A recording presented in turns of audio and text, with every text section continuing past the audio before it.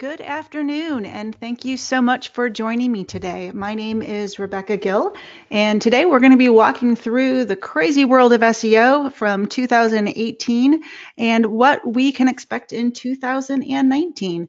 Just a few housekeeping items before we get started. There is the handout available for download. At any time during this presentation. I will save time at the end for questions, and if for any reason I do run over, I'm happy to still run over and take those questions and answer them. So your GoToWebinar control panel will have an option for inputting questions.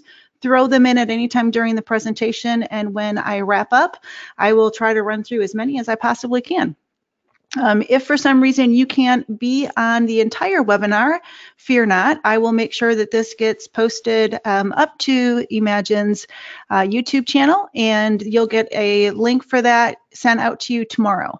So I think that that's all our housekeeping items, and we can kind of proceed ahead. There's a lot of new people on the webinar today. I usually have quite a few consistent people who come webinar to webinar because I've been doing these for a long time, but I did see just a big number of new names. So I just want to take a quick minute to just introduce myself for those who may not be familiar with who I am and why I take the time to do these webinars. So my name is Rebecca Gill, and I am the Vice President of Digital Marketing Services at Imagine, which is a digital agency out of Boston.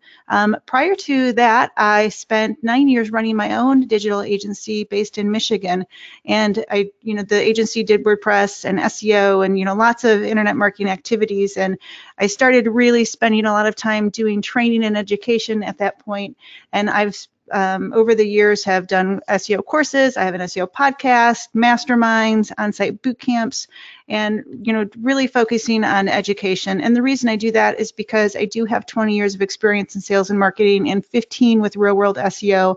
And I really want just everyone around the world to love SEO as much as I do and really truly be empowered by it. And that's the purpose of these webinars, and just a little bit of an overview of who I am and why I really love presenting and educating.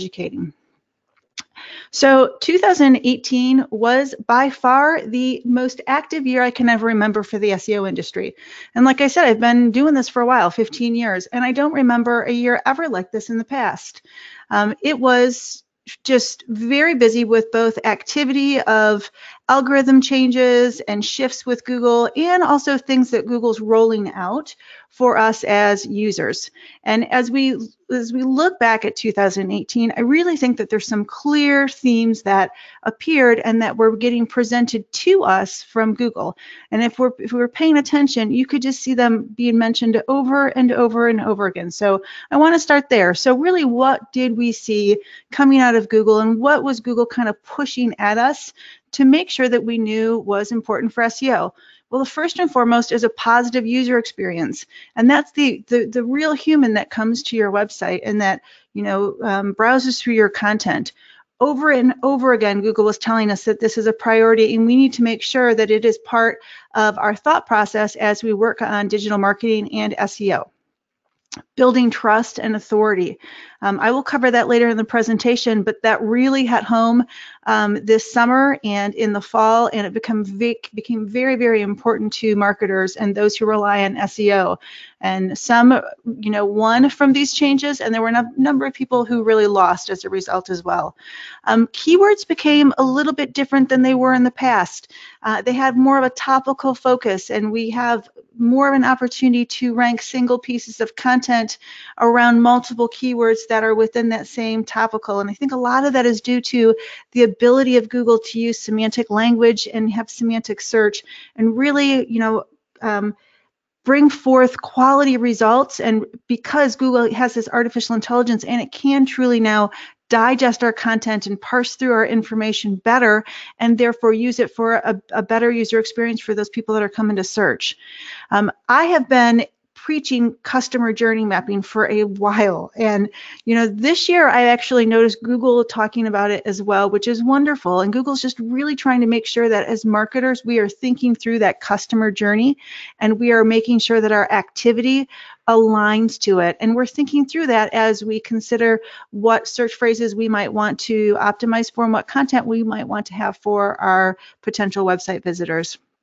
User intent has been long talked about, but you can see it becoming more and more important. And the reason user intent is becoming more and more important is because Google has that artificial intelligence and semantic language, and it can understand what the user really wants. And as marketers, again, we need to pay attention to that, because if we're trying to target something that isn't well aligned with that user intent, we are going to fail at our efforts. And so it's just something that we need to be cognizant of as we move forward. Now, looking over more at the technical aspects, technical SEO as a whole just became a lot more important. Everybody was asking for website audits, and it's because Google was giving us more and more information on what's important with technical SEO and why it matters to them. And, falling underneath that is performance and speed, security, that need for an SSL certificate, and a website that is HTTPS. And let me just briefly say that influences search. The majority of content on page 1 of Google has an SSL certificate assigned to it. It's healthy. And if your website has not adopted this yet, it needs to be a priority. And the sooner that you can get that done, the better. It's not just flipping a switch. You actually have to have a professional or someone in-house who's very knowledgeable go through that process for you, because it's going to influence search even more in the future. Accessibility isn't just something that's nice to have, it's something that we all need to have. It's the right thing to do. And Google is pushing more information out with that, with developer help guides and tools and a blog, and they keep mentioning it over and over and over again. They want their visitors to be happy, and that means that websites need to have good accessibility. But good accessibility also helps with SEO, because Google is kind of like those screen readers. And when you put things into place for accessibility, you are also helping Google better understand your content. And that is pretty powerful. So another thing that has been strong this year, and it's going to continue to grow in importance, is structured data and the use of schema language. We'll cover that a little bit more in this presentation, but it needs to be on your radar. If it's not on your radar and it's not part of your site, you need to review your website, what your content is, and to see if there's options where you can incorporate it, because page 1 of Google's search results is getting dominated by structured data. And then finally, voice search. I'll show you some statistics later on that is going to probably very much surprise you, because voice search is really, really taking over, and it's going to continue to drive more and more traffic within the search engine results page and within websites themselves. So with all of those shifts and those kind of themes that we saw from Google, what else happened? Well, we saw some clear challenges arrive. The knowledge graph is part of Google's technology that it uses to populate the search engine results page and provide those really rich and colorful and advanced search engine results, and that data that we're using. And I'll show you examples of this. And while that is wonderful for the searcher, it has also presented some challenges for SEO, because Google became much smarter, and this usage of the knowledge graph and Google's ability to really fully understand our content and who our content's for allows us to have to, kind of dig deeper into the strategy, plan, and execution of SEO. We need to be smarter ourselves. And the old tactics that we had with SEO from 5 years ago or 10 years ago will not work today. And you really have to be knowledgeable about the knowledge graph, what it is, how it operates, and how it's going to affect what's happening with your website and how your website will rank in search. But along with that, what worked for SEO in the past may still work, and you may still rank on page 1 of Google, but your actual website traffic and conversions may have completely different results. And I'm going to emphasize that, because this is a game changer, right? And I'll show you some statistics in a few more slides where you can actually see how this is going to impact you and how it is already impacting you. And just, saying that a different way, you may have always been ranked number 5 for your favorite term and your most desired term, and you may have had a certain amount of clicks coming from that term to your website page 2 years ago. Well, today you probably have less search traffic coming through that search term, and it's not that you've maybe changed your ranking, it's the world has changed, the world of SEO, and the way Google's presenting data has changed, and there's more competition. In fact, we're kind of competing with Google. And it's not all doom and gloom, though. I do want to say that, because I really feel that Google gave and Google take away at the same time. So they gave us all of this wonderful information with the knowledge graph and the knowledge panel data that they're presenting, but they also took away some of our search traffic in the process. And while they did that, they came back around and they gave us more tools, and they're really trying to help us better understand what's important to the search engine and how we can better rank. So it has been a give and a take. And I want to just take a stroll through the year so you can kind of review what happened. And we'll just talk briefly on this, but again, I have the slides available for download, so don't feel like, we need to cover everything on these slides, because I do put more in the slides than I actually talk about, because I want you to have this as a takeaway. So at the beginning of January, what was the very first thing that happened? Well, we had the new Google Search Console arrive.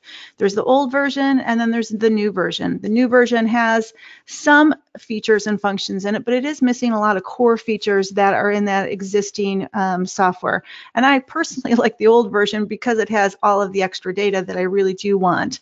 But a couple of things that are cool about the new version is it extended the data. We now have 16 months worth of data. And I think one of the takeaways here is, what did Google move over into this new version right away? Well, AMP and job posting reports, which is associated with that structured data. And then just allowing you to better understand where you are in search and your indexing. And that kind of just helps us understand what is important to Google. And by Google giving us that information, we know that. This was a game changer. On March 15th, Google actually did a large-scale experiment where when you went to go search for something, there were no actual search results. There was just an answer from Google. And they called it in the industry the zero search results day, because there were none, right? And Google was using the knowledge graph and those knowledge cards to present you with an answer, and there was no website for you to actually move to.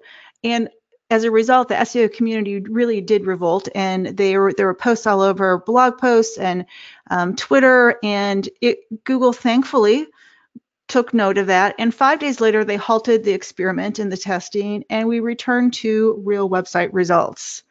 But that was a little bit of a sign to come, because as Google continued to grow and adapt and modify, how they were presenting search results and what they were bringing back in search results, website owners are seeing fewer and fewer actual clicks through their websites.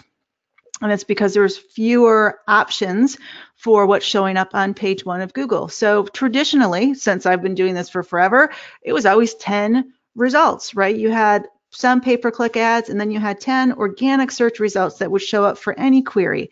Well, that's now changed, and this little graph over on the right-hand side from Moz shows us that, of the query that they did, of the 10,000 experimental searches, half of them only had the traditional 10. All of the rest had far less, and some of them only had 5. And that's why we do have a little bit of a challenge with trying to make sure that we are showing up on page 1 and we are also getting that traffic.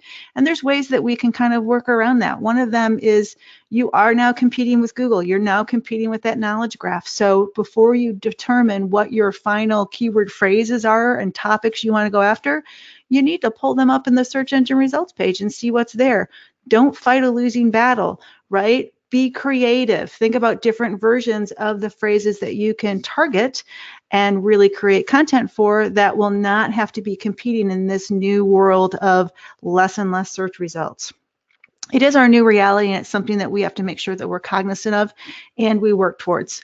So in March, later in that month, we had the mobile first indexing rolling out. And that's basically, the gist of this is Google, instead of looking at the traditional desktop website to decide what to rank and index, it's actually now looking at mobile websites. And while we all feared this, because you really didn't know what was going to happen, it was kind of a non-event.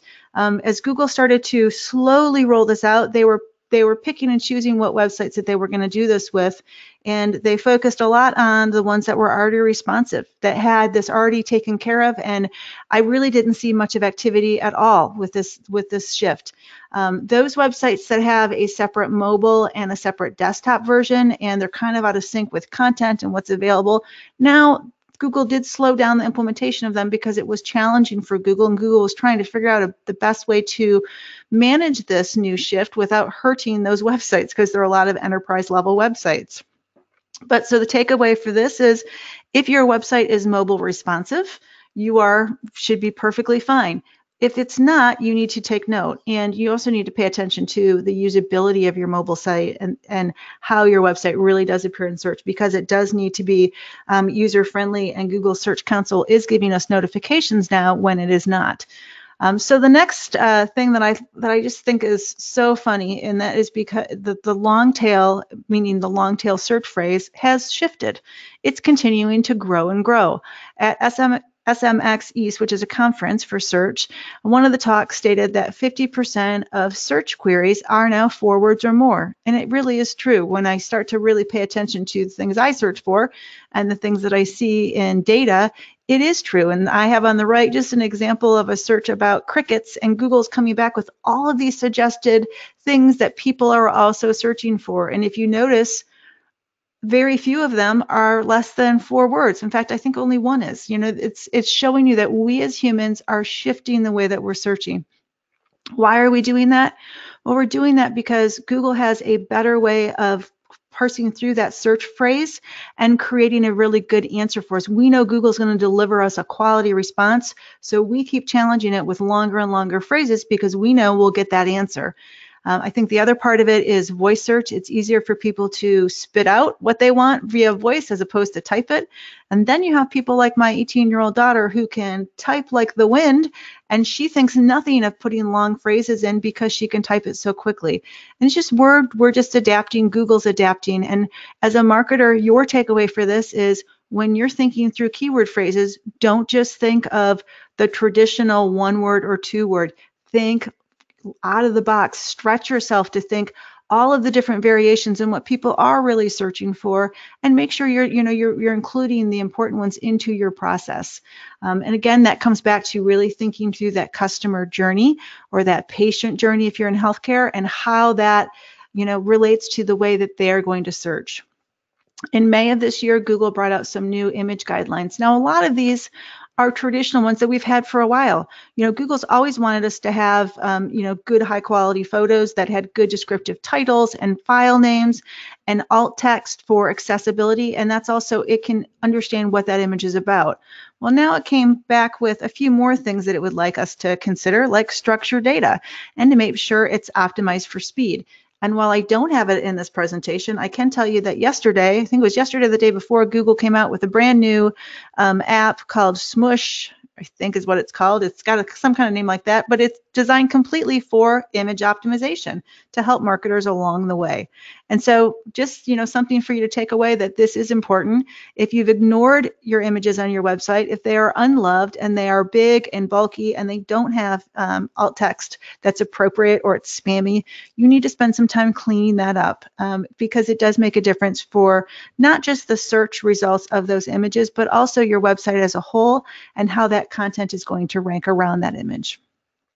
Okay, further in May, we had a meta description display change. Well, didn't we already go through that? Well, we did. In November of 2017, Google said that they were going to allow more text to show up on the search and results page. So that meta description that marketers have to be able to put in and help describe what their page is about could now be not just like 155 characters, it could be up to 300. And we all started to scramble, and we all started to extend our meta descriptions, because guess what? Meta descriptions are your first opportunity to actually sell to someone before they ever even reach your website. So they're very, very important. And they help Google understand what the content's about that Google's going to get to. But they changed it again. In May, they said, oh, well, we're just kidding. It's really no longer 300. We're going to take it back. And everyone started to think about, did they need to scramble again? And like plugins such as the Yoast SEO plugin extended it, then they had to pull it back. But listen, my friends, I don't want you to stress about this, because you don't have to scramble for this. What you need to know is that Google said you can have really any amount you want within those meta descriptions, and they are going to use what's relevant.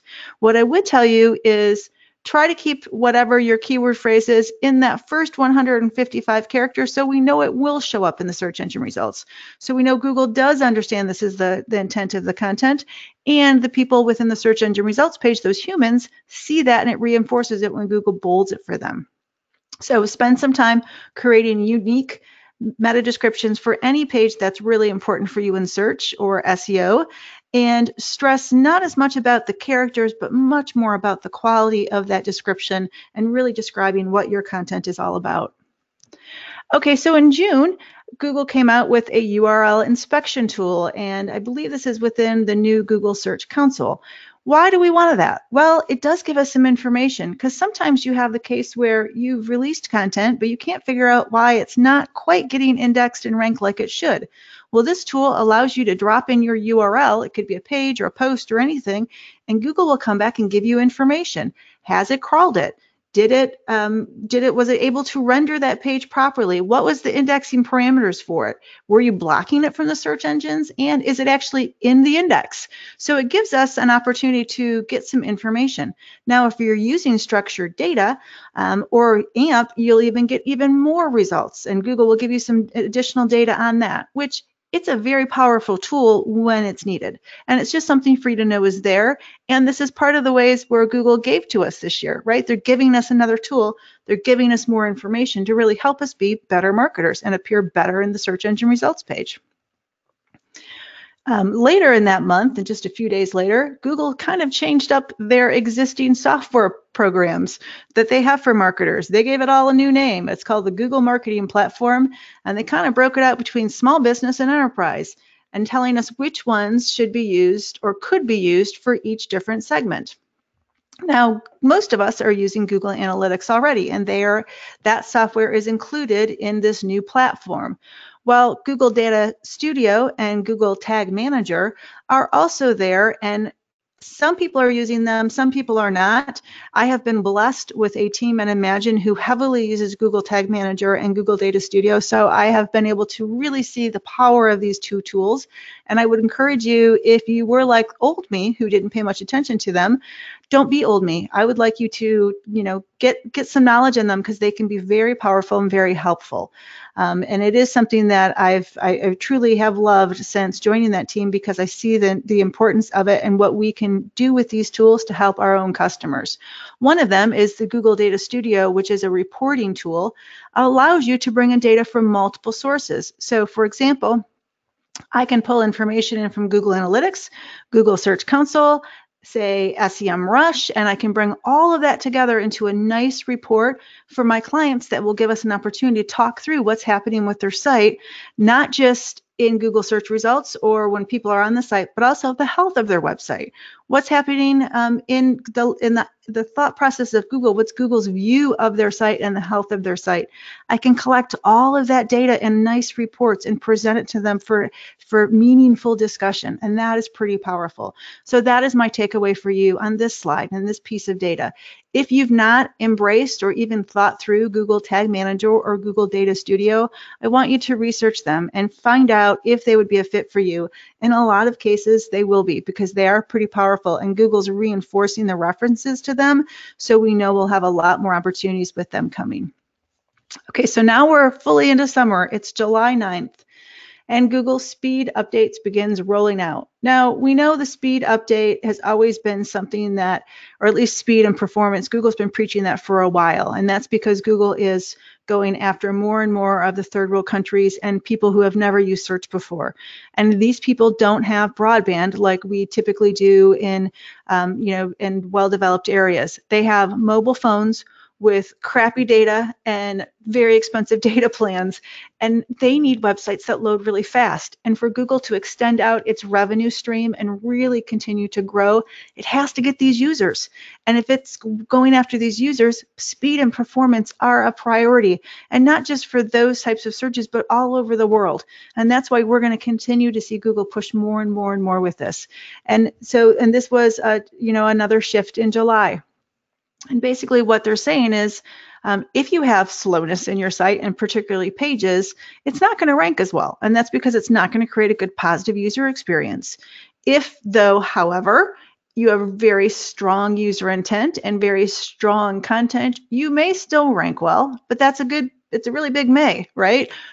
don't fight it. Make sure that your site is well optimized and it's performing like it needs to. And Google is giving us tools to help do this. We've got Lighthouse, which is an in-browser app for Chrome. It's fabulous. Page speed insights, and then there's a user experience report. All of these are tools Google's giving us to help us be better marketers. And something just to take note, because if you've never checked the speed and performance of your website, you should. And by the way, Google also reports this kind of data right inside Google Analytics because it is so important. Okay, July 20th was a big day in search. And literally, this was a huge shift for this year. And if nothing else you're taking away from this presentation, you need to take away this. On Google search, the search quality rater guidelines, it's a mouthful to say, what that is a document that goes out to humans that review what is in the search engine results pages for given phrases, and they give feedback to Google, and it helps Google understand whether the algorithms that they have are of quality and or if there's something that needs to be tweaked. Well, there was a big change in this document that's been around for a while, and there was this new version released on the 20th of July, and that big change was for EAT, which I have a screenshot of it on the right. It's that expertise, authoritativeness, trustworthiness, and it became much more important. And it's the whole point of this was for Google to better understand who was of quality and are they really relevant for the content they're writing for. And let me give you an example of that, because some websites were hit really hard and some websites were not hit at all. So let's say there are two people blogging about brain disorders or potential brain surgeries. Now, one of them is my friend Dr. Kelly, who is very intelligent. He's got tons of expertise.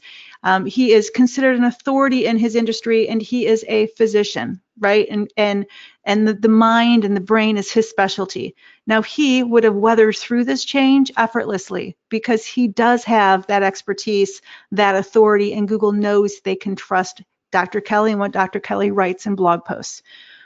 But now let's think about Sally. Sally's a stay-at-home mom who's a blogger, who's learned about affiliate marketing, and she's learned that she can write blog posts and optimize them for medical and health-related topics, and she can rank. But here's the problem. Sally's hasn't gone to medical school. She has no training in the same type of topics that Dr. Kelly does. And this whole change in July was geared towards taking the content from the Sallys of the world and kind of removing them down in search results, so we are not getting fooled into thinking that this is trusted information. And that's really what this whole algorithm change was about. Now, a lot of websites got hit, and when I say hit, they lost, some of them 50, 80% of their traffic, and it's because they were writing in topical areas that they were not an expert in. And that was a challenge. But the other ones, like the Dr. Kellys of the world, they weathered through. And so what is the takeaway from this? Well, there's a couple of takeaways. One is you need to write about what you do, right? You stay focused on your topical area, the area of your expertise. You need to make sure that you've got good visibility, not just on your website, but also in the web as a whole, about who you are, what you do, and why you are an expert. And I'll talk about this a little bit later on when we talk about what to do in 2019. And really that's what it boils down to is talk about what you know and not something that you don't stretch. In July 24th, Chrome made a change of the not secure warning, and that is, we go back to that SSL certificate and the HTTPS. So if you're on this webinar and you are using a website that doesn't have an SSL certificate, I want you to realize that not secure is popping up in everybody's Chrome browsers. Every time a user goes to your website, that's what's happening. And that degrades that trust, and it's something that you really need to be aware of. And again, you need to get yourself to an SSL certificate, and you need to make sure it is implemented properly so that you don't have mixed messages coming to Google. Okay, so in late July, we had speakable structured data come. And I said structured data was prominent this year and it's going to continue to grow. Well, Google just gave us some more goodness for it. And so that is basically, you can use code and you can use specific language from the Schema library to help Google understand that parts of your content is designed for Google Assistant or other tools like that. And it should be speakable and it should be said out loud. And there's ways to optimize for that, just 20 to 30 seconds of content. But it's the takeaway here is old search, again, from 5-10 years ago, does not work the way it does now. If you want to compete in today's SEO and today's organic search results, you have to be knowledgeable. And if you don't have that knowledge yourself or an in-house staff, you need to hire somebody that does, because the world is definitely changing of search and you have to adapt along with it. Okay, so on July 31st, we got more things coming from Google. So this one was an announcement from Google themselves, and they actually shared this at a conference. And it's just Google saying, hey, by the way, we're going to be presenting some data differently. We're going to have FAQs and Q&As and how-tos, and they're going to be highlighted on the search engine results page. But one thing to note about this is when they use them, it takes up like the entire screen on a mobile device. And by the way, mobile searches are over 50% of today's searches. That's a game changer, because if you're trying to get on those organic results, you're going to be well below that, and someone's going to have to scroll and scroll and scroll to get to you. So how would you get yourself into any of these results? Well, guess what? We come back to schema and structured data. And I keep saying it will not go away because Google's pushing it more and more.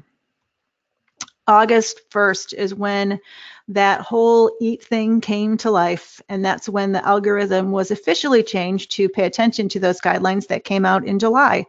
And Your Money or Your Life websites, which is like the Sally bloggers of the world, those are the ones that hit. And the SEO community named this the Medic update. Google did not give us a real name for this update, but it did shift what was happening. And you can see on the right-hand side the industries that were affected by it. And yes, health was definitely hurt by it, or a lot of health websites, 41%. Insurance was one of them, finance. And I can tell you from doing SEO for so long, Google has very little tolerance for any black hat or gray hat or poor SEO implementations within health, insurance, and finance. I assume it's the regulations, but you have to have your SEO spot on, because if you don't, Google's going to ignore you. And I've had clients who came to me in the past that had actual manual penalties put onto them within those industries because they started to go a little gray and a little black hat before they came to me. And it's hard to recover from them. So, stay clean, stay focused, and make sure that you do understand what that EAT is about, and you are helping yourself rank for it moving forward. Okay, so on September 4th, the new Google Search Console leaves beta. But guess what? It still doesn't have all the features of the old Search Console, which means I'm still using the old one. But it does, kind of tell us that what's important to the search engines. Well, we've got that URL inspector in there. We've got now link data that's in there. There's more information on index coverage. So, we need to pay attention to these advancements and do use the data in the new Google Search Console, but remember, it's not all there, so you might have to revert back to the old one for other information. I had promised earlier that I was going to provide additional information on voice search, and here's some. So on September 7th, WordStream released some updated statistics on usage of voice, and it's kind of staggering. I know my daughter uses it quite a bit. My husband uses it too. I don't, but that's just my personality type. And apparently I'm not the normal person, because 2 in 5 adults use voice search daily. 2 in 5 adults use it daily. And 1 in 5 have made voice purchases through digital home assistants. That's just crazy when you think about that and you compare the way that we surfed the internet before, 5 years ago, and what we did back then. Technology is really changing how we are living our lives.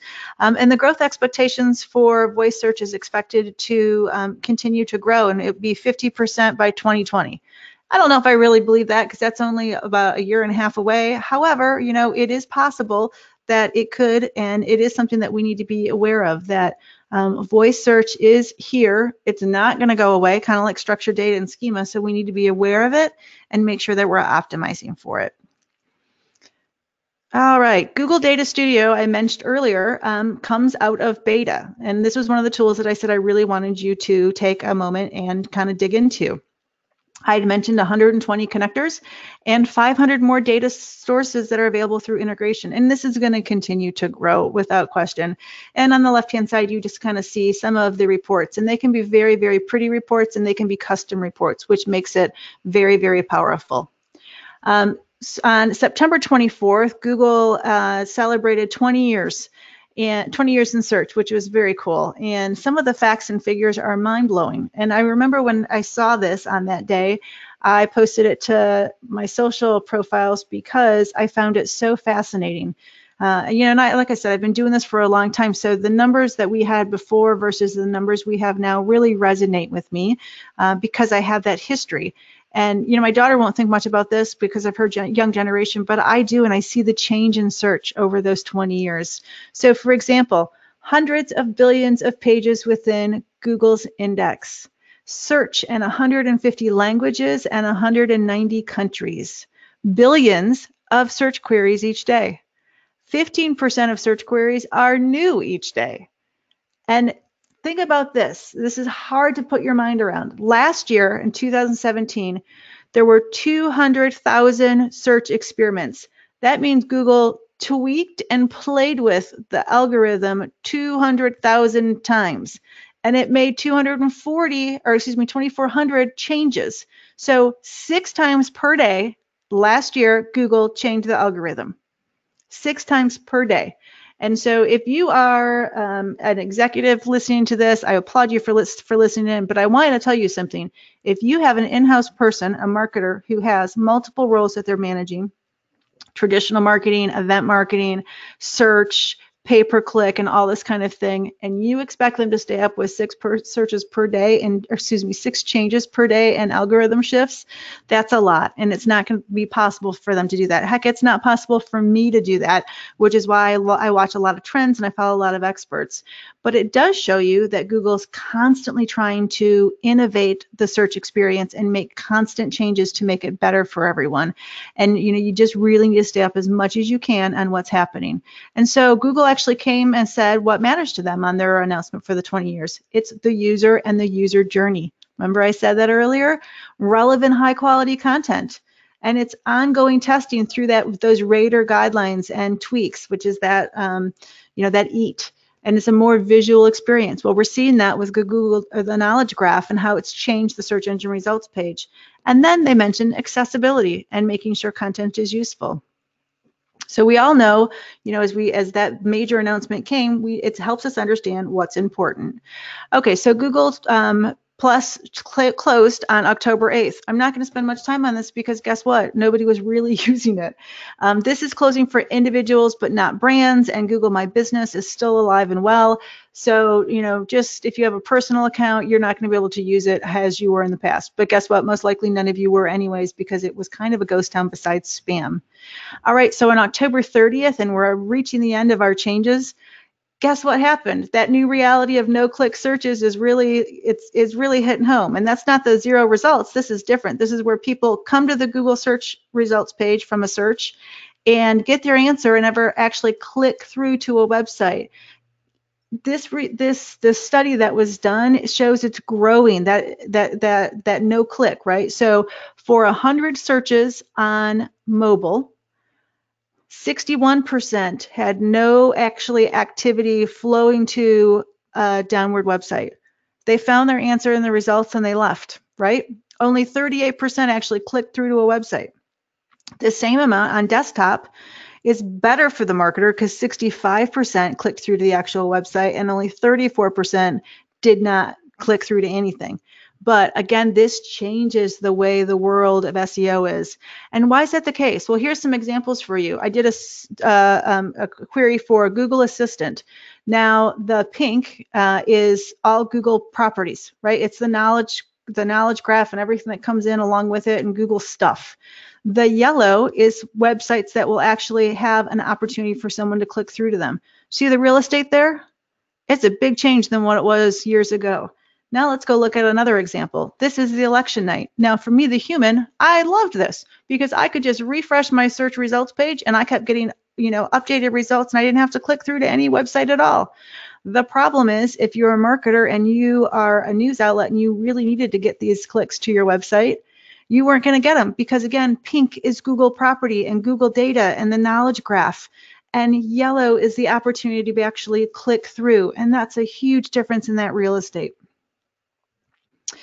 It is, though, our new reality, and you can see some trends, right? The organic click-through rates on desktop versus mobile, and it's trending down. And at the same time, pay-per-click ads and clicks are trending up.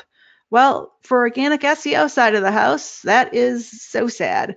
For the pay-per-click side of the house, that is wonderful. The old me would have panicked over that because all I ever did before was SEO. Well, now I'd imagine my team does both. And we're going to weather through it because that is a holistic approach to digital marketing. Is you can't put all of your eggs in one basket. And I've always believed that. There's a lot of things I do like today's webinar, and I don't rely solely on Google search to bring me inbound leads and activities. And you have to do the same, and this graph reinforces that. I'm not pushing pay-per-click on you, but I am telling you that the world of search is changing, and you need to be aware of that, and it's probably going to continue to change. And so you have to have a diverse set of marketing and inbound marketing particularly. And just make sure that your expectations with SEO are set properly and you're really paying attention to modern trends because that's the way that you're going to compete. Okay, so the end of October was a very quick announcement that Google is adding an option for users of Google My Business to allow the assistant, the automated assistant in the duplex technology, to make appointments and to call them. But again, never actually click into the website because they don't have to. They can stay in the search engine results page, see that information from Google My Business and those local results, click on that button and reach out to somebody and never actually hit your website. So just a little bit of a change in the world. So what do we do for 2019? Well, we have to pay attention to everything that's happened, and we have to think through that constant change and the innovation coming from Google. And we need to remember that old school tactics are not going to apply. I want you to own your eat. And by that, I mean, I want you to make sure that Google knows the who and the what and the why of you, not just at the website level, but also at the individual level. Whether you're a doctor or a lawyer or you're a marketer, whoever you are, position yourself as that expert. Make sure your blog posts have author profile boxes on them and they talk about who you are and why you're an expert on this subject. On websites, if you've got staff, give staff their own URLs.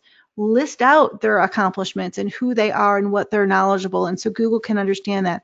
Build offline profiles, both in social media and industry directories, and leverage the audiences of others so that they will be linking to you and they will be using things like SEO Expert. It's one of the best things that I've ever done is give freely of myself to other people's audiences because all of that came back to me in activity and inbound links, which helps Google understand that I am the expert. And this is what happens when you search for my name. Pink is me. The other ones are not me. It used to be I was entirely page one. Well, now there's a professor who's been very active in the Me Too movement, and she's kind of starting to creep into my page one. But it tells you that I've been very active with owning who I am and making sure Google understands it. Part of what you can do to make that happen too is structured data and schema. All right, so what do we do with that mapping the customer journey? I wanted to give you just a quick example of that so you could see. Awareness, consideration, and decision. This is just very simple keyword phrases and examples of them. If somebody is a breast cancer patient, how would they shift what they're searching for as they moved through that patient journey? They would start with awareness, thinking that maybe something was wrong. Maybe they've got a rash or discharge or pain or lumps. Those are the things they start to search for because they don't even know what's wrong yet. Then they start to realize that maybe they might have breast cancer, and they start to think about risk factors and signs and diagnosis. Then they move into that consideration. They're moving into that phase of getting testing done with physicians, right? Mammograms, biopsies, MRIs, but they also want to be educated about that and know where to go and who to go to and how much is all of this going to cost and things like that, and is it going to hurt? Then they realize they may have breast cancer. It could be different stages, and they need to make decisions on what treatment are they going to take, Who is going to treat them? What is going to be that treatment plan? How are they going to pay for that? And that is the decision phrases. This is the real world, and not just with healthcare, it's with everything. People have a journey that they go through. Search has a journey, and you need to make sure that you're looking at that journey as you map out those the keywords you want to go after, the content you want to present, and how you want to divvy that up within the website. Search intent, basically this is just making sure that the phrases that you think you want to target and the way Google's presenting them is actually in sync. A very simplistic example is hot dog. If you think that you're going to rank for hot dog and you're going to be talking about the dog that's panting in the sun, you are wrong, my friend, because when you Google it, Google comes back with all types of food information and where you can buy a hot dog. And it's as simple as that to be able to understand whether your search intent in your head is going to align with what Google knows about the actual people who do search and the results that they want to receive. I want you to rethink on-page optimization efforts in 2019. If you have old and stale content, right, and content that's never been optimized before, I want you to just keep this in mind and what you can do to refresh it. Think about things like keyword density, which, by the way, no longer exists. That's not something that we focus on as SEO consultants. We want to make sure our targeted keywords are in the right place, but a density number doesn't exist. In fact, it'll probably get you in more trouble than it will help you. What's more important is semantic search and semantic language, making sure that you're using the right phrases to help Google understand the nature of your content. And then that ties in with the semantic HTML5 headers. It should be strongly shown as an outline. One H1, some H2s that are the secondary topics on the page. They can have keywords associated with them. And then under that comes H3s. Majority of the websites get this screwed up, and it is a struggle for Google to understand your content. It will hamper you in search, and it will cause accessibility issues. I want you to think through featured snippet optimization. What can you do to optimize your content for this? There is a formula for this, and it's not just regular optimization. Content length. The majority of content on page 1 of Google is almost 2,000 words. So if your websites have a bunch of legacy pages with 300 words each, you're going to have a problem. You need to rethink that. I'm not telling you to fluff your content. I'm telling you to make sure your content is rethought out, and maybe you consolidate 5 pages into one and you give them a great header structure so Google fully understands what that long page is about. I also want you to renew, refresh, and revisit that stale and outdated content. If it's no longer relevant, get rid of it and 301 redirect it to something that is relevant. I want you to consider content that's still relevant but old. Start tweaking it. And if it needs a major overhaul, give it a major overhaul and give it a new publish date. That lets everyone know that your website and your content is fresh. And guess what? There is that freshness, relevance that's part of the algorithm, and Google does really look at this because it does make a difference, right? It's something that you need to be thinking through, and it's something that Google's pushing us more and more with information. And then structured data. I'm back to structured data. So it's almost Thanksgiving in the US. Do a search for pumpkin pie. Don't even put in recipe, just do pumpkin pie. Look at the search engine results page. All of the top and the right side and the people also ask for, that is all coming from the knowledge graph and all of that information from the search engines. And so be cognizant of that. And guess what? What's the rest of it? It's recipes. And every single one of those recipes shown are using structured data. That tells you if you want to rank on pumpkin pie, you either need to know how to optimize for the knowledge graph, or you need to have structured data well implemented on your website. And it's just, again, the way search is shifting. But it doesn't mean it's a hopeless case. It just means you need to think through your strategy and have a different route that you're going than we did in the past. And then just this is an industry example, and I love this because I actually fell upon this like a couple of months ago. There is actually structured data and schema for the health and life sciences industry. And you can see that it's conditions and signs and symptoms and therapies and clinical studies and diets. And guess what? We all search for our ailments. We try to self-diagnose us, and Google knows this, so it's trying to do a better job of using structured data and schema to help present the right results from the right people in Google and that search engine results page. So Keep this in mind, right? This is just something, again, I keep coming back to that structured data, and that's because we can't run away from it. It's going to be here and it's going to continue.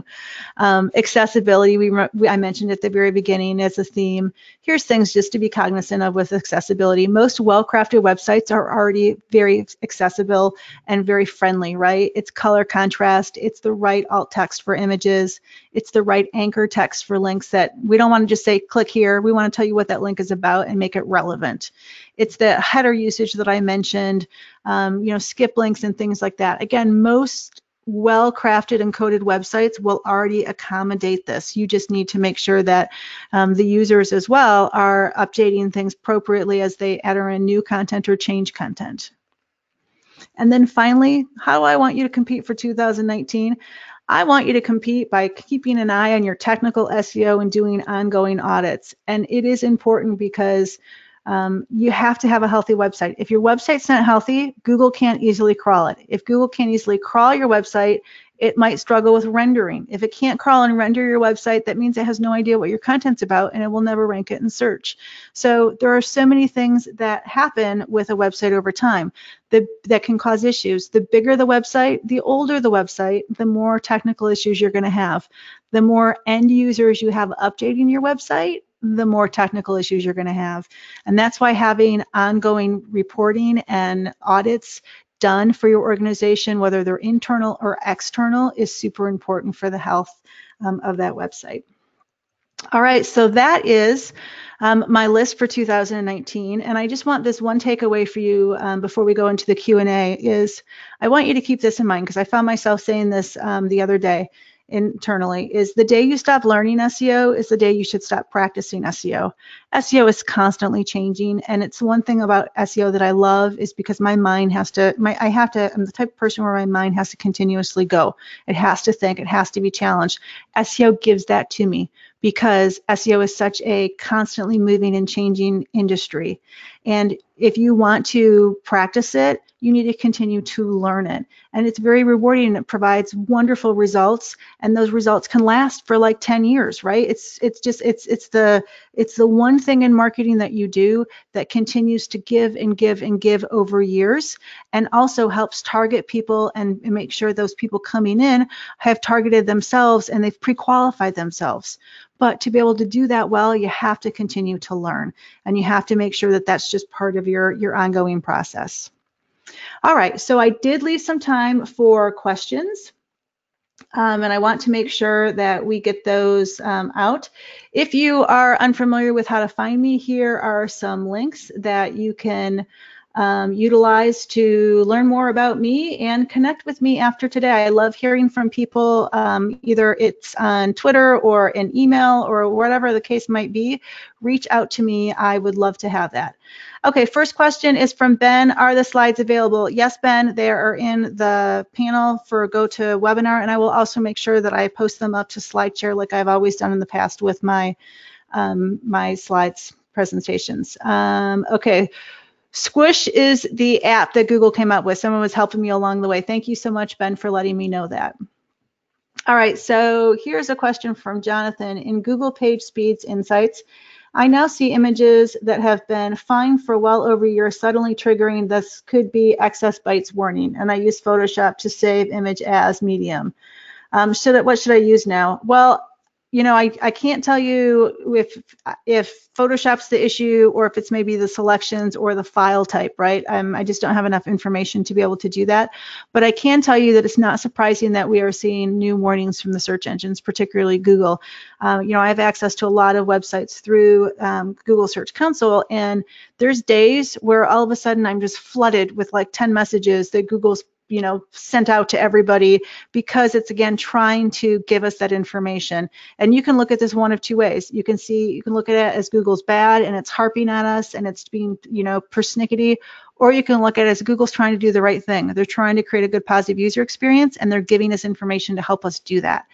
think of it the latter, right? Make sure that that's your thought process. And Jonathan, I would tell you there's a lot of good apps that if you're on WordPress, that is, there's like Smush It and oh gosh, there's another app that I know we use in Imagine that will help optimize images for you, so you can stress less about the Photoshop and much better allow your website to do it itself. Okay, how much is a factor is Google's speed score from those speed insights? Well, with any of those algorithms, we don't know exactly how much each element plays into the algorithm. I can tell you that there's over 200 major data points, last we knew, right? And just tons and tons and tons of sub data points. And we know that Google's tweaked it 6 times a day last year. We know that Google's putting more and more emphasis on page score, or excuse me, page speed. But I don't want you to do everything in your power to make sure that's a completely perfect metric, because that's not really realistic. But I want you to do what you can to improve it, and I want you to be aware of it so that you can continue to make sure that you have a good positive user experience. Okay, how have open graph metadata affected Google search? We've seen a big difference in social posts not displaying normal meta descriptions from the site, but depending on the tags themselves. So I particularly, I'm a WordPress user, and I love Yoast, and I love Yoast Premium because it gives us even more options for this. So I have Yoast configured on websites to use to produce information for the open graph. And then I also look at it when I'm using the tool on URL by URL basis, and I'm not having trouble with the what's showing up at all. And so I'm not sure if I'm protected from that because I'm using Yoast and Yoast Premium, or if there's something else going on. So unfortunately, Julie, I don't have a great concrete answer for that. So Deb asks, how does Google know if somebody went to medical school when it's like determining that EAT? Well, Deb, if the website owner and the medical professional has done their job, they will state that on their website, right? Because a lot of doctors have those author profiles or those doctor profiles on the site. They will say their accreditations, who they're accredited by, what degrees they have, their specialties, and then they will also have that on off-site directories that are specific for that profession. Google collects all of that information together, and it can use that data. But you can take it one step further, and you can make sure that you've got the right structured data in place that will also produce that information and give it in the language Google wants to hear it from and can digest quickly. That's your best route right there, is to use the structured data and make sure that you have that profile page for the doctor, and then you've got also structured data within the code to help Google really understand what that's about. Okay, so let's see. Is there going to be a replay of the webinar? Yes. Seth, I know you said you hopped on late. No fear, I am going to be posting it to Imagine's YouTube channel, and it will be sent out to you in email soon. Or excuse me, actually I'm going to have it tomorrow because I need to get everything rendered and things. So it will come out via email tomorrow with a link, so have no fear, you'll know it as soon as it's ready. All right. Okay, so this is Greg's question, some of my customers are forwarding me emails from Google Search Console about different issues. Some say submitted URL marked no indexed, blocked, and things like that. I'm not sure if that's URL or if it's complaining about it or if there's really a problem that Google Search Console detected. And it's hard to tell. Greg, sometimes there's an issue and there really is something that needs to get fixed. And then there's other cases like this week where I sent one to one of my staff and they went back in and they checked it and they're like, well, we know Google sent you this notification on 2 websites, but guess what? It's perfectly fine. In fact, inside Google Search Console, it says that it's fine. So you just have to review them one by one and then make that determination. Is it real? I hate to say that, but it's true. Is it real? And then is it something that you need to address? Because not always the case that you need to do that. Okay. Let's see. Do you think that organic SEO is dead? This is Ben, and is pay-per-click inevitable? No, Ben, I don't think that organic SEO is dead. I just think it's different. I will always love organic SEO. I will always be a fan of it and a cheerleader for it and a proponent of it, and I will always want to teach people how to do it better, either themselves or having like my team or somebody else's team do it for them. It's just different, and we need to be aware that it's different, and we need to adapt for that. And then if we're in industries that are heavily dominated by that knowledge graph, then yeah, maybe we need to consider, pay-per-click or social media advertising in a different route to be able to get that search traffic. Search continues to grow, right? More and more people use it. And I mean, I'm telling you, my kids use it nonstop, and their generation uses it. And so that's not going to change. Search is growing. It's just a matter of we need to be available so that or it's not available. We need to be aware of those changes so we can adapt, and we can, really modify our strategies to take advantage of those changes where we can. And then we just need to mitigate some of the angst that they're causing us by shifting what we're doing. Okay, next question is from Peg. Can the staff URLs be on subdomains, or do they have to be standalone? So a subdomain would be info.website.com. I'm never a fan of subdomains. I much prefer subfolders within the site, because subdomains are treated by Google a lot of times like they're a separate website. And that makes the SEO process more difficult because they're not sharing that SEO value. It makes reporting more convoluted. So you would want them to be folders. And quite honestly, they can be folders within the website. They could be individual URLs just within the website. It all works. It's just a matter of making sure that it is a clean URL structure, that it's got intelligence to it, content silos if possible, and that it's well crafted and well thought out. Richard asks, why does Yoast continue to push density? Well, Richard, you're going to see a big change to the Yoast plugin. In the version 9 of the premium version, they are introducing semantic search and coaching to you for semantic search. They've also completely redone the technology of it and rethought what they're doing. And they have a very long video that I shared on social media, I think last week, and it's like 10 minutes long, on how that plugin's changed and how you're going to see it. So you will be seeing differences with how they report keyword density, if they even report it moving forward. I'll be surprised if they do, or it might be just really very softened, the language. One of the things to keep in mind with that plugin is that is the most used plugin for SEO in WordPress. It has a huge user base.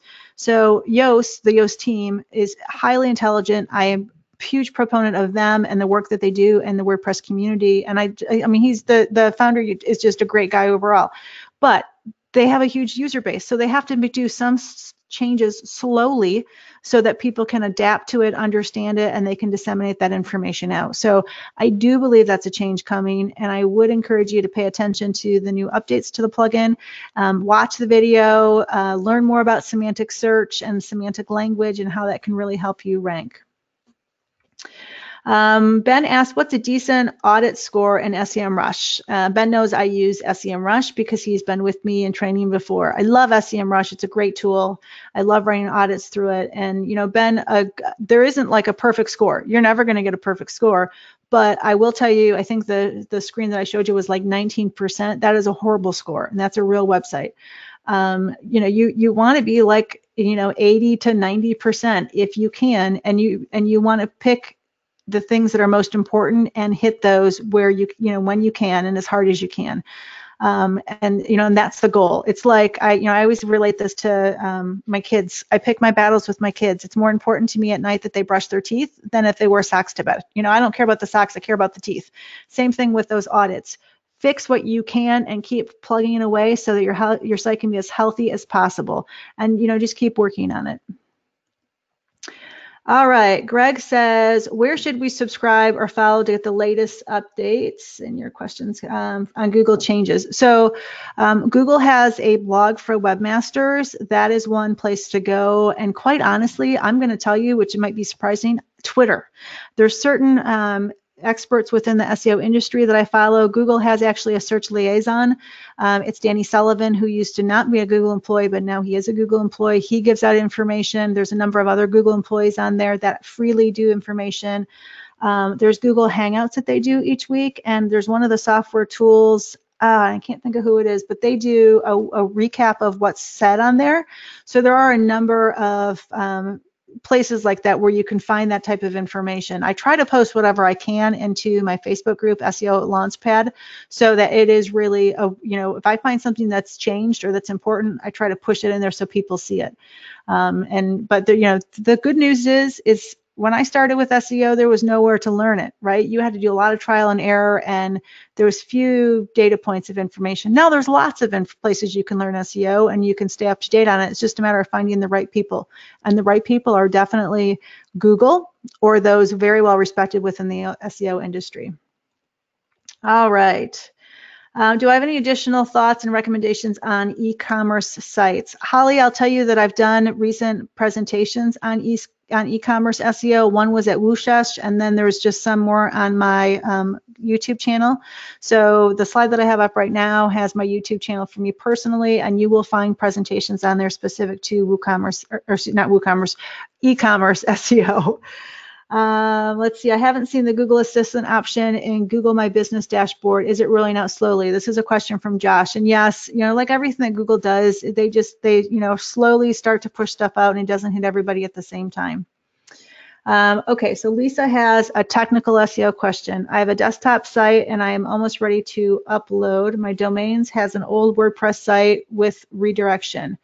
If I redirect the old site to the new pages and then place the new site and the old site, are the redirects going to work? I hope it makes sense. Elisa, it does make sense to me. So I think what you're asking is you need to set up those redirects, but the URLs are going to change probably with the route, and that's okay because redirection will take care of it for you. Just make sure as you're loading those redirects, you're doing the extension and not the full route. Okay, should all websites create Google Marketing Platforms accounts, and does the account link to Analytics and Search Console? I will have to be honest with you, Dana. I have not done anything with that yet because that's stuff that my team does. I'm thankful to have a really good team at Imagine, and they take care of all of that kind of stuff. So I would have to research that and get back with you on it. So does Yoast help with the knowledge graphs? It does help to a degree. There are things that just Yoast is going to help you do to keep your SEO on track. Semantically speaking, the newer updates is definitely going to help you position for the knowledge graph, but the knowledge graph has so many different variables and different types of information coming in.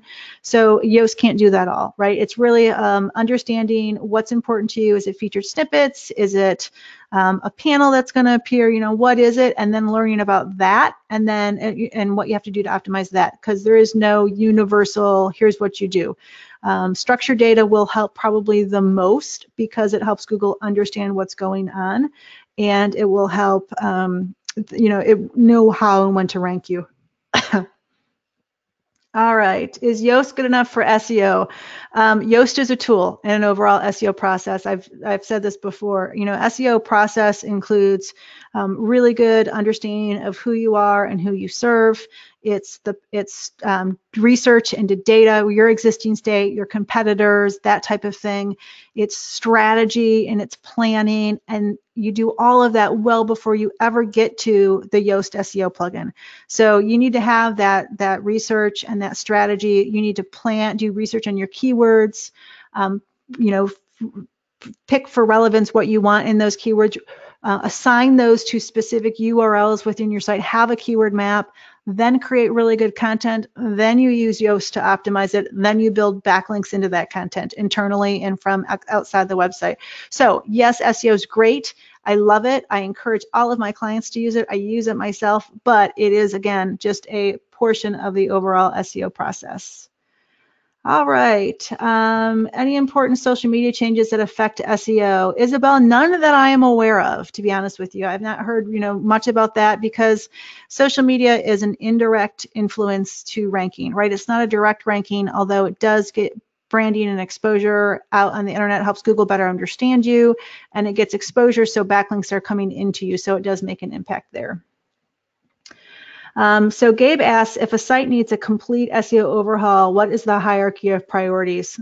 First priority, Gabe, is get yourself a process, right? Make sure it's structured. You want to, again, look at who you are, really walk through that, who you serve, understand your target demographic, research your target demographic, research your competition, look at your current state of you and your website, pull that information together, create a seed list of your important keyword phrases, rank those for relevance, match them up to your existing content, find the gaps, match those keywords to new content you're going to create, pull together an editorial plan for that, and then start chipping away at that content and optimizing existing content, writing new content, using tools like Yoast to optimize it, and then building backlinks into it from inside the website and outside the website. That is, all of them together, those are the priorities, right? It's not, there's not one that's more important over the other, but there's a process that you go through. You can't just jump to the content. You just can't jump to a Yoast plugin and throw it in and hope that that's going to work, because that's not really the way that SEO works. Okay. Mike asked, what WordPress theme does Imagine.com use, or is it custom? Mike, Imagine actually does complete website design and development, and our sites are custom. So that theme that you see in Imagine is absolutely a custom theme that we've created for us and to best highlight what we do for our target demographic. Naomi would like to know if I have any experience with Market Muse, and I have to say I do not. Claudia would like to know, how often do I run an audit through SEMrush? I would like to do that at a minimum of once a month, because if you're doing things right, you are working on those audit issues and you're trying to fix them over the month. And you're not going to fix them all, but you're continually doing an audit and you're getting that report so you can see where you're making progress. Or it could be where someone in your organization is creating some messes, and it does happen. And because, you know, people are human, right? They're messy, and we do things without realizing that we're causing issues, and that happens. And when you're running it monthly, you can see and you can stop it before it continues to do any more damage. Okay, I may have missed it, but where and what website can test the health of my website? Christine asked this. Christine, go to Google Search Console. Look at there and see all the input that Google's giving you. Go to Bing Webmaster Tools. Look to see what Bing's telling you, because they will be telling you things as well. You can use tools like Screaming Frog. You can use SEMrush, which is my favorite. I love crawling websites with DynoMapper, because DynoMapper is super good at both. It's got fabulous reporting for accessibility. It does a wonderful job crawling through the website and showing you visually how your website is compartmentalized and content silos you may have for SEO. It can produce a huge list of URLs for you that you dump into Excel. And when you start to sort that by URL or sort that by page title, you're like, oh my gosh, my website's a mess. And the reason you see that is because of the way that data can be presented to you. And that's why I've always loved that tool. And it's a great tool for auditing websites and for like web design agencies to use, because it gives you a different view of information than you would see like in a regular CMS admin panel. So lots of different tools that you can use, but those are definitely my favorite. Google Search Console, Bing Webmaster Tools, SEMrush, Screaming Frog, DynoMapper, and then for keyword research, I truly love KW Finder. Do you have any recommendations for implementing schema markup for the health issues, like the examples? Seth asked if there's a plugin. Seth, I don't think there's any plugin, and this is I've seen very little websites actually using this, and I've not seen any plugin that does a great job at schema. There's some plugins that do some basic schema and structured data. Yoast does some basic ones, like the Yoast plugin for WooCommerce is good, Yoast Local is good, and then there's I think it's Schema Press is another one that's got a good solid basis, but they're only doing small portions, and a lot of structured data means you're actually having to create it manually. So there isn't an easy button for that. I wish there was. Lord, I wish there was. Okay, the last question is, what kind of audit is required on a pest control website that saw a 50% of drop in organic traffic? So Jonathan, great question. Go get a trial of SEMrush. I want you to run your website through as a project. Make sure it crawls the full URL. You have to tell it how many URLs to allow it to crawl. It's your first step. That's going to give you lots of information. Next, I want you to go to Ahrefs. I want you to get a trial for Ahrefs and crawl and look. I have Ahrefs give you data back on your backlinks, because it could be backlinks as well that caused that drop.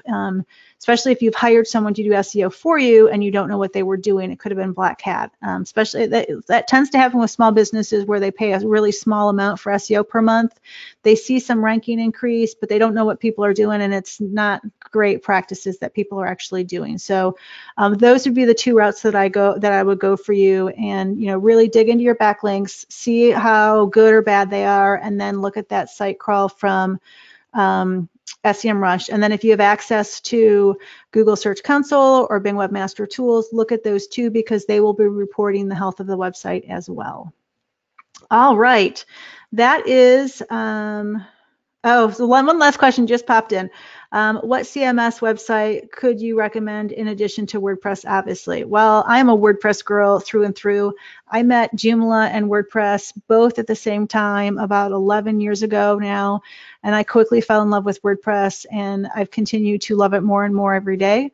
It is super friendly. It is, super SEO friendly. It's user friendly as well, but super SEO friendly, and it is definitely my CMS of choice. I mean, you can optimize other CMS solutions, but for sure WordPress is the easiest and the best from an SEO standpoint. All right, my friends, that wraps up our webinar. I appreciate everybody that stayed with me, because most of you have stayed on even though we've run 15 minutes late, which is awesome for you staying and sticking around. Again, you'll get an email within a day that will provide you a link to where the recording is should you want it, and the PDF of the slides is available here, or you can grab them on SlideShare tomorrow as well. Thank you so much for joining me. I will have more educational webinars next year in 2019 as we roll out our education for Imagine. Thanks so much.